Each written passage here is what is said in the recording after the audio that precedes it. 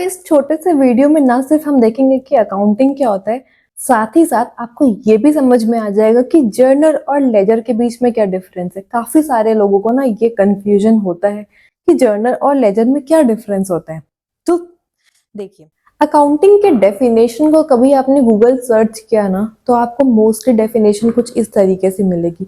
Accounting is the process of recording, classifying, summarising for the users of the financial statement.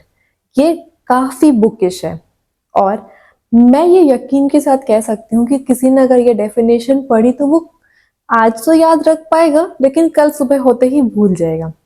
Hi, this is सी ऋतु अग्रवाल और मैं लेकर के आई हूँ accounting का इतना सिंपलेस्ट डेफिनेशन कि चाहे आपकी इंटरव्यू हो या कोई एग्जाम्स, आप इस डेफिनेशन को कभी जिंदगी में नहीं भूलने वाले, क्योंकि हम लोग बहुत ही प्रैक्टिकल वे में इसे समझेंगे कि अकाउंटिंग होता क्या है, जर्नल और लेजर क्या होते हैं और बुक्स ऑफ अकाउंट्स क्या होता है। ये सब चीजों को इस छोटे से वीडियो में आइए समझते हैं। हम लोग ना एक बिजनेस डिस्कस करने वाले हैं। लेट्स से मदन को एक बिजनेस करना है। हो सकता है उसे चाय का बिजनेस बहुत पसंद आ गया और उसे चाय के बिजनेस में एक पोटेंशियल दिख रहा, वो बोला कि मैं चाय का बिजनेस करूंगा। तो वो जाता है अपने पापा को और कहता है कि पापा, मुझे आपसे ना 2 लाख रुपए उधार में चाहिए। तो पापा बोलते 2 लाख रुपए उधार क्यों चाहिए? तो बोलते हैं मैं चाय का बिजनेस करूंगा, मेरे पास 4 लाख रुपए है, मैं उसको मिला करके अपना बिजनेस स्टार्ट करूंगा। तो यहाँ पे ये जो 4 लाख लेकर के आ रहा है मदन, वो उसको कैपिटल बोला जाता है। जो अपना पैसा बिजनेस में लेकर के आता है उसे कैपिटल बोला जाता है अकाउंटिंग लैंग्वेज में। और ये 2 लाख रुपए जो उसने पापा से उधार लिया, ये आपका बैलेंस शीट में लोन्स के साइड में चला जाएगा। क्यों? क्योंकि उसने पापा से लोन लिया। अगर पापा ने बोला था जा बेटा मैं तुझसे ये पैसे कभी वापस नहीं मांगने वाला, तब तो मदन के पास में ज्यादा पैसे हो जाते, तो वो पैसा बोलता अरे वाह मैं तो कैपिटल में डाल दूंगा। लेकिन यहाँ पे पापा ने बोला कि नहीं, मैं तुम्हें 2 लाख रुपए उधार दूंगा, तो ये हो गया लोन। नेक्स्ट, जैसे ही मदन को पैसे मिल जाते हैं वो क्या करता है, फटाफट भाग करके जाता है पास वाले नुक्कड़ पे। उसने एक दुकान देख करके रखी थी, वो दुकान से उसने मिस्टर वर्मा के पास जाता है, बोलता है मुझे 30,000 रुपए में ये दुकान रेंट पे दे दो। मिस्टर वर्मा बोलते ठीक है, ले लो ये दुकान रेंट पे, तुम 30,000 रुपए मुझे महीने के दे देना। तो ये हो गया इसका बिजनेस एक्सपेंस। ठीक है, नाउ अब दुकान भी ले लिया, पैसे भी उधार में मिल गए, तो अब सामान तो खरीदना पड़ेगा ना। तो वो जाता है चाय के साथ साथ, वो बोला मुझे और भी सामान रखना है, मैगी रखना है, बिस्किट्स रखने हैं। तो वो गुड्डू भाई के पास जाता है और 2 लाख रुपए का सामान खरीद लेते हैं, मुझे ये सारे सामान को बेचना है अपने दुकान में। नेक्स्ट वो क्या करता है ना कि जाता है और अब एक चाय बनाने की मशीन खरीदता है और एक स्टाफ हायर करता है जिसको वो 15,000 रुपए मंथली पेमेंट करने का बात कर लेता है। तो उसके एक्सपेंस में क्या क्या हो गया अगर हम लोग फटाफट देखेंगे। जिस दिन उसने शॉप ओपन किया तो हम लोग देखते हैं उसने 4 लाख रुपए अपने लगाए, 2 लाख रुपए अपने पापा से उधार में लिए, 30,000 रुपए का दुकान रेंट पे लिया। और पहले ही महीने जब उसने शॉप ओपन किया ना, तो उसने 3 लाख रुपए की सेल कर ली, चाय बेच के, बिस्किट बेच के, मैगी बेच करके। तो 3 लाख रुपए की उसने सेल कर ली और मशीनरी परचेज किया था एंड स्टाफ की सैलरी 15,000 रुपए पे कर दी। इतने सारे ट्रांजैक्शंस किए हैं, इतना सारा चीज चल रहा है उसके बिजनेस में। अब मदन को ये समझ में ही नहीं आ रहा है कि मुझे उस महीने प्रॉफिट हुआ कि लॉस हुआ। तो अब यही चीज मदन को जानना है कि उसने प्रॉफिट किया कि लॉस किया। इसलिए अकाउंटिंग होती है, बिकॉज बिजनेस तो कर लोगे आप, लेकिन समझ में तो आना चाहिए ना प्रॉफिट कर रहे हो कि लॉस कर रहे हो। तो बिजनेस को जो भी ट्रांजैक्शन होता है, ये सारा जो ट्रांजैक्शन है, जब भी आप कोई भी दुकान पे जाओगे ना, उनके पास ऐसी स्लिप्स मिलती है, स्लिप्स रहती हैं जिसमें लिखा रहता है टी बेचा मैंने 5 रुपए की, 15 रुपए की, या बिस्किट बेचा 10 रुपए की, स्टाफ को सैलरी पे की 15,000 की। तो ये सब एक स्लिप बना रहता है, उसमें रहता है। तो ये सबको अपना रिकॉर्ड करना है, बुक्स में डालना है। तो कोई भी ट्रांजैक्शन को जब आप फर्स्ट टाइम अकाउंटिंग करते हो ना, तो कुछ इस तरीके से जर्नल एंट्री पास करते हो। ये होती है फर्स्ट बुक ऑफ एंट्री। मतलब सबसे फर्स्ट टाइम हमें जब ट्रांजैक्शंस को रिकॉर्ड करना होता है ना, वो जर्नल में रिकॉर्ड होता है। और जर्नल को इसीलिए कहा जाता है प्राइमरी बुक ऑफ एंट्री।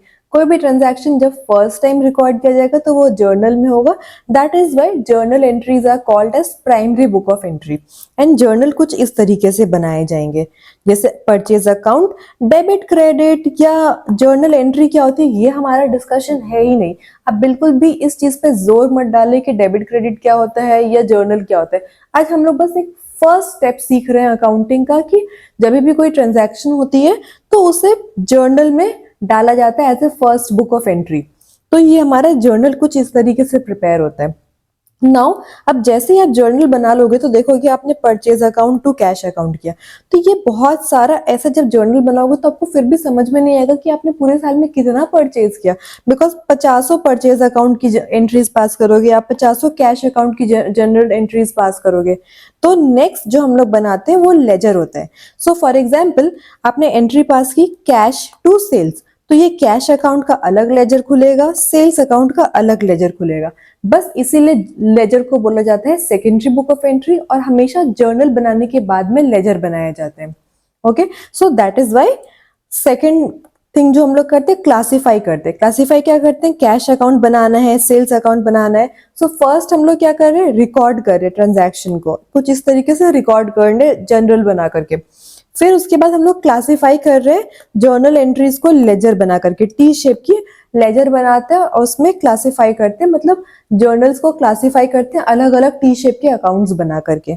अब नाउ 50-100 टी शेप के अकाउंट्स बना लिया आपने, कैश अकाउंट बना लिया, परचेज अकाउंट बना लिया, सेल्स अकाउंट बना लिया, पर इससे एज अ बिजनेसमैन मदन को कैसे समझ में आएगा कि मैंने पूरे साल में ओके कैश 1 लाख रुपए है मेरे पास, मैंने 2 लाख का गुड्डू भाई से परचेज कर लिया, 3 लाख का सेल्स कर लिया। तो आपको ये सब कुछ समराइज करना पड़ेगा ना, सो दैट आप समझो कि आपने प्रॉफिट किया है कि लॉस किया। एट द एंड कोई भी बिजनेस को चलाने के लिए मतलब तो यही है कि प्रॉफिट करना चाहिए या लॉस करना चाहिए। बस इसीलिए जब हमारा लेजर प्रिपेयर हो जाएगा ना तो हम लोग जा करके समराइज करेंगे ट्रांजैक्शंस को। सो फर्स्ट स्टेप वाज कि हम लोग जर्नल प्रिपेयर करें, फिर लेजर प्रिपेयर करते हैं, और फिर trial balance, profit and loss and balance sheet के जरिए हम लोग सारे ट्रांजैक्शंस को समराइज करते हैं। व्हाई, बिकॉज आप देखोगे तो हजारों टी शेप अकाउंट्स मिल जाएंगे आपको, करेक्ट। अब आप वो सारे टी शेप अकाउंट को समराइज करेंगे ताकि आपको पता चल सके कि आपने टोटल प्रॉफिट कितना कमाया, लॉस कितना कमाया। ये रिलायंस की रियल लाइफ की बैलेंस शीट है, और इस बैलेंस शीट के जरिए हम लोग पता कर पाएंगे कि at the end of the day हमारे पास में क्या कैपिटल बचा है, हम कितने प्रॉफिट में, कितने नुकसान में। नाउ जब हम लोग समराइज कर लेते हैं चीजों को तो उसे एनालाइज करना बहुत जरूरी होता है। एनालाइज क्या करेंगे कि हमने कितना खर्च किया, कितना कमाया, कितना सैलरी पेमेंट किया, कितना हम लोग ने रेंट पे पेमेंट किया, कितने का मटेरियल लेकर गए, तो उसे एनालाइज करेंगे। उस एनालिसिस के बेसिस पे हम लोग इंटरप्रेट करेंगे कि ओके फाइनली हमने इतना का सामान बेचा था और हमारा इतना का फायदा हुआ। ये सब चीज करने का मतलब क्या है, मतलब ये है कि हम लोग जो यूजर्स हैं हमारे, जो हमारे बिजनेस में इंटरेस्ट रखते हैं, जैसे कि पापा, जैसे कि मिस्टर वर्मा, जैसे कि गुड्डू भाई, ये लोग क्या सोचेंगे ना कि अगर मैं प्रॉफिट नहीं कर रही हूँ तो गुड्डू भाई बोलेंगे अरे तुम तो प्रॉफिट कर नहीं रहे हो, तुमने तो कुछ कमाया नहीं, मैं तुम्हें उधारी पे अब से सामान नहीं दे सकता। या फिर मिस्टर वर्मा बोलेंगे अरे तुम तो प्रॉफिट कर नहीं रहे हो, तुम्हारा बिजनेस चलता तो है नहीं, मैं तुम्हें अपने दुकान को रेंट पे अब नहीं दूंगा, क्या पता तुम कब बंद कर दो, मुझे दूसरे किराएदार मिल रहे हैं, मैं उसके पास जाऊंगा, मैं उसको दे दूंगा दुकान, तुम खाली कर दो। या पापा बोलेंगे नालायक, मैंने तुम्हें पैसे दिए थे, तुमने पूरे पैसे डुबा दिए।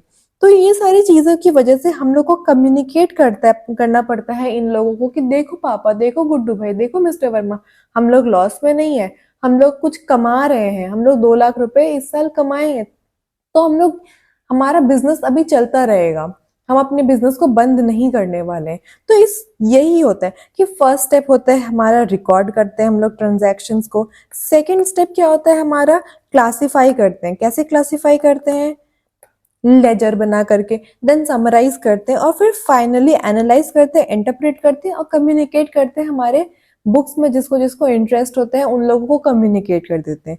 Now comes the bookish definition of accounting. अगर अब आप अकाउंटिंग की डेफिनेशन को पढ़ोगे ना तो देखोगे recording, classifying, summarising, analysing, interpreting and communicating, बस इतना सा है अकाउंटिंग का डेफिनेशन। और अब आप मदन के एग्जाम्पल से ना इस अकाउंटिंग की डेफिनेशन को जिंदगी में कभी नहीं भूलोगे।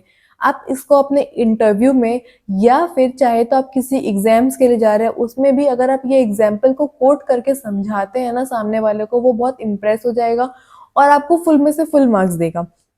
तो बस ये अब आपको इस अकाउंटिंग की डेफिनेशन का आई एम श्योर कभी रटने की जरूरत नहीं पड़ेगी। आपको जर्नल और लेजर के बीच में डिफरेंस भी अब समझ में आ गया होगा। तो इसी के साथ में ये हमारा छोटा सा अकाउंटिंग से रिलेटेड वीडियो था। अगर आपको ये पसंद आया होगा तो इसे लाइक शेयर एंड सब्सक्राइब जरूर करें। मैं ये सारा पीडीएफ भी ना आपको दे दूंगी नीचे डिस्क्रिप्शन बॉक्स में, आप इसे डाउनलोड भी कर सकते हैं। Thank you.